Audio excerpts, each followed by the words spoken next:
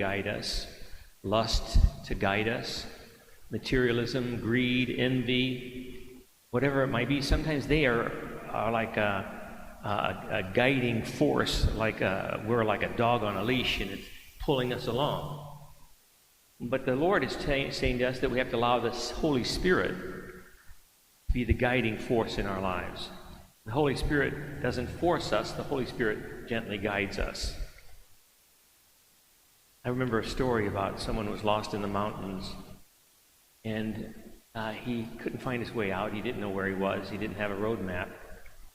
Being lost in the mountains, he began to fear for his life, and suddenly appeared an Indian.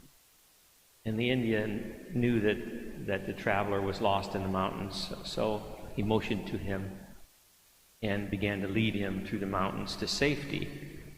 And finally, as he was going along and they reached safety, the traveler said to the Indian, "How is it that you knew the way through the mountains since you didn't have a road map?" The Indian looked at the traveler and said, "I am the road map." In other words, he himself knew the way. It was part of him.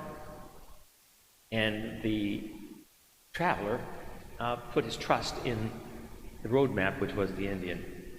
And there's a lesson in that, and that is that the Holy Spirit is the road map for our lives. The Holy Spirit needs to be the power that guides us in our lives and that gently moves us forward. He never pushes us. He never browbeats us. He is a positive force, a gentle force that asks us to put our lives in his hands for him to guide us along the pathway to peace. We need so much the Holy Spirit's guidance in these days.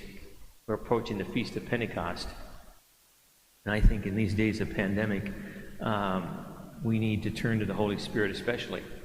He can guide us through this dark night to the light of a new day. And a simple prayer. We don't have to go on and on. Simple prayer asking the Holy Spirit to be the roadmap for our society and for our lives. A simple prayer. Come, Holy Spirit. Amen.